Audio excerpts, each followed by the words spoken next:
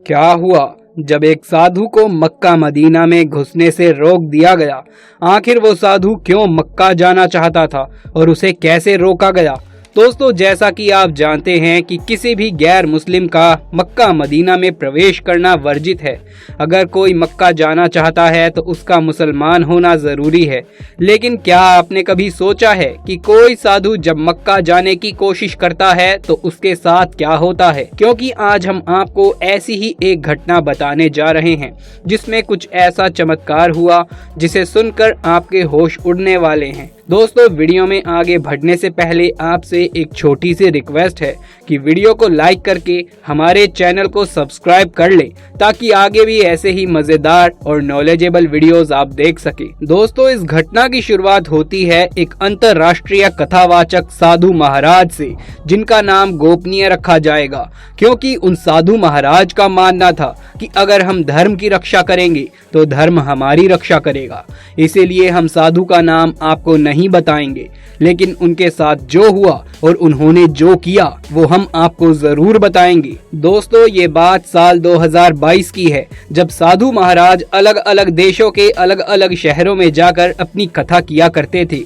लेकिन जब उन्हें ये पता चला कि इस्लामिक देशों में हिंदुओं की स्थिति बहुत बुरी है, वहाँ पर हिंदू धर्म वालों के साथ गलत व्यवहार किया जाता है, तो ये सारी बातें सुनकर उन्हें सही नहीं लगा और उन्होंने निश्चय किया कि वो अलग अलग इस्लामिक देशों में जाएंगे और वहाँ पर मौजूद जो थोड़े बहुत भी हिंदू बचे हैं उन्हें अपने धर्म के प्रति जगाएंगे ताकि वो इस्लामिक देश में रहने के बावजूद भी एक हिंदू की तरह जिंदगी जी सके। ठीक उसी तरह जैसे भारत जैसे देश में अलग अलग जाति धर्म के लोग अपनी जिंदगी अपने हिसाब से जीते हैं। यहाँ पर किसी को भी कोई रोक टोक नहीं है, लोग अपने धर्म के हिसाब से अपनी जिंदगी जीते हैं। तो फिर हिंदुओं को भी दूसरे देशों में जाकर बदलना नहीं चाहिए, बल्कि अपने ही धर्म के अनुसार अपनी जिंदगी जीनी चाहिए। इसी बात को समझाने के लिए साधु बाबा ने सभी अलग अलग देशों में जाकर रामायण और महाभारत की कथाएं कराई। लेकिन जब वो सऊदी अरब पहुंचे तो उन्हें कुछ और ही नजारा देखने को मिला। असल में जब बाबा सऊदी अरेबिया पहुंचे तो उन्होंने देखा कि यहाँ पर हर धर्म का सम्मान किया जाता है।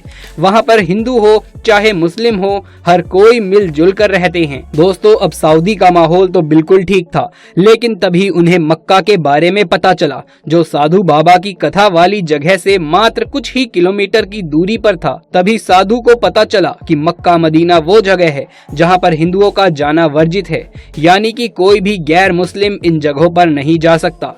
हालांकि इन जगहों के बारे में जानने के लिए बाबा ने वैदिक साहित्य का इतिहास पढ़ा, जिसमें खास तौर पर यह बात बताई गई है कि काबा में जो काला पत्थर है जिसको इस्लाम धर्म के लोग चूमते हैं, वो कोई मामूली पत्थर नहीं बल्कि भगवान शिव का शिवलिंग है। इतिहास की पुस्तक में लिखी इस बात को जब साधु महाराज ने जाना तो ये बात जानकर वो साधु महाराज बहुत हैरान हुए और वो सोच में पड़ गए कि जिस स्थान पर हमारा शिवलिंग है वहाँ हमें ही जाने नहीं दिया जा रहा है। ये किस तरह का न्याय है? उस पुस्तक के द्वारा पूरी सच्चाई जानने के बाद साधु महात्मा मक्का मदीना में मौजूद शिवलिंग को देखने की इच्छा जताने लगे। वो चाहते थे कि मक्का के इस शिवलिंग को वो भी देखें और जाने कि आखिर क्यों यहाँ के लोग गैर मुस्लिमों को अंदर जाने ही नहीं देते और इस शिवलिंग को लोग इतना ज्यादा क्यों मानते हैं। और इन्हीं सारी बातों को जानने की जिज्ञासा में साधु ने सबसे पहले तो एक मुस्लिम शख्स का वेश धारण किया और मक्का मदीना के लिए रवाना हो गए। लेकिन जब वो मक्का मदीना पहुंचने वाले थे तभी कुछ किलोमीटर पहले चेकिंग के लिए एक गार्ड ने उनके हाथ पर ओम का निशान देख लिया। इस निशान को देखने के बाद गार्ड तुरंत से समझ गया कि ये कोई मुस्लिम शख्स नहीं बल्कि एक हिंदू शख्स है, इसलिए उन्हें मक्का मदीना के अंदर जाने से रोक दिया गया। लेकिन साधु महाराज चुपचाप वहां से नहीं गए, बल्कि उन्होंने गार्ड से कहा कि यहाँ पर हमारा शिवलिंग मौजूद है, तो फिर तुम मुझे अंदर जाने क्यों नहीं दे रहे, मुझे रोक कैसे सकते हो? साधु की बात को सुनने के बाद सुरक्षा कर्मी ने उन्हें पुलिस के हवाले कर दिया। थोड़ी देर तक तो जांच पड़ताल चली, लेकिन बाद में साधु महात्मा को छोड़ दिया गया क्योंकि वो एक प्रसिद्ध साधु महात्मा थे और कथावाचक थे। उन्हें इस तरह से ज्यादा लंबे समय तक गिरफ्तारी में नहीं रखा जा सकता था, इसीलिए पुलिस ने उन्हें छोड़ दिया। लेकिन इन सारे चक्करों में वो मक्का मदीना नहीं जा पाए और इसी बात को लेकर उनके मन में हमेशा ही असंतुष्टि रही। लेकिन इस घटना के कुछ ही दिनों बाद सोशल मीडिया पर एक फोटो जोरों शोरों से फैलने लगा। वायरल होने वाली फोटो में काले पत्थर का एक शिवलिंग नजर आ रहा है, जिसे देखकर हर कोई ये दावा कर रहा है कि मक्का मदीना में बने काबा के नीचे वाले भाग में शिवलिंग के दर्शन हो गए हैं। बोलो हर हर महादेव। और ये फोटो कहती है कि वैदिक साहित्य का इतिहास पुस्तकों में शिवलिंग के बारे में जो कुछ भी लिखा हुआ है वो 100% सत्य है। लेकिन इस मामले में कुछ लोग ऐसे भी हैं जिनका मानना है कि ये शिवलिंग नहीं बल्कि काबा का ही एक हिस्सा है, जिसे रुक्न अल यामानी कहा जाता है। इतना ही नहीं, इस काले पत्थर को लेकर बहुत सारी अलग अलग तरह की बातें कही जाती हैं जो लोगों को सोचने पर मजबूर कर देती हैं कि आखिर इस काले पत्थर का राज क्या है और क्यों इसके बारे में इतनी अलग अलग तरह की बातें प्रचलित हैं। असल में दोस्तों, जब इस्लाम धर्म से ताल्लुकात रखने वाले लोग हज की यात्रा के लिए मक्का मदीना जाते हैं तो यहाँ मौजूद काबा में लगे इस काले पत्थर को चूमना नहीं भूलते। कहा जाता है कि इस काले पत्थर को चूमकर जो कोई भी दुआ मांगी जाए वो पूरी जरूर होती है। ये काला पत्थर काबा के पूर्वी कोने में लगा हुआ एक बहुत ही पवित्र पत्थर है।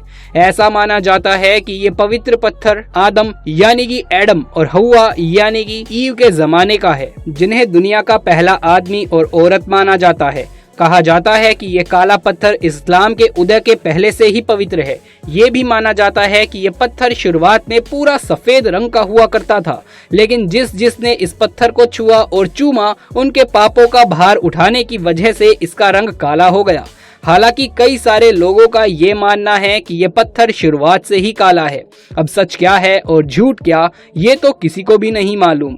लेकिन इस्लाम धर्म में इस काले पत्थर को किसी भगवान से कम नहीं समझा जाता, बशर्ते उनके धर्म में भगवान जैसी कोई चीज नहीं होती। लेकिन फिर भी वो पत्थर को इतना अहम मानते हैं कि उसे चूमे बिना उनकी हज यात्रा पूरी नहीं होती। सऊदी अरब में मौजूद मक्का पूरी दुनिया के मुसलमान लोगों के लिए पवित्र धर्म स्थल है। इस्लाम धर्म को मानने वाले हर एक शख्स के लिए कम से कम जीवन में एक बार हज यात्रा करना बहुत जरूरी माना गया है, बशर्ते उसके पास उसके लिए जीवन में सुविधा हो, यानी कि आर्थिक रूप से उसके पास सुविधाएं हो। उसे मक्का जाने के लिए किसी से पैसे मांगने की जरूरत ना पड़े और ना ही उसका पैसा चोरी, मक्कारी और धोखे का होना चाहिए, और वो शारीरिक रूप से सक्षम हो। इतना होने पर श्रद्धालु मक्का जाकर अपनी हज यात्रा पूरी कर सकते हैं, जिसमें उन्हें पूरे 5 दिन मक्का में बिताने होते हैं और 5 अलग अलग दिनों की अलग अलग रस्में निभानी होती हैं।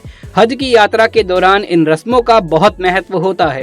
तो दोस्तों, देखा आपने कि किस तरह अगर कोई हिंदू काबा के अंदर जाना चाहे तो वो नहीं जा सकता, किसी न किसी तरह से उसे रोक ही दिया जाता है।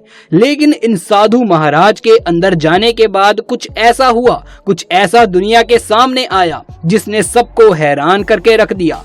अब आपका इसके बारे में क्या कहना है, नीचे कमेंट बॉक्स में लिख करके जरूर से बताइए। यदि ये वीडियो पसंद आया हो तो इसे एक लाइक करके अपने दोस्तों और रिश्तेदारों में इसे ज्यादा से ज्यादा शेयर कर दें, ताकि ये वीडियो सब तक पहुंच सके और सब तक ये जानकारी पहुंच सके। आगे भी ऐसे वीडियोस देखते रहने के लिए चैनल को सब्सक्राइब कर लें। कमेंट बॉक्स में जय श्री राम हर हर महादेव लिखना बिल्कुल भी ना भूलें। जल्द मुलाकात होगी किसी अगली वीडियो में, तब तक के लिए आप सभी का धन्यवाद।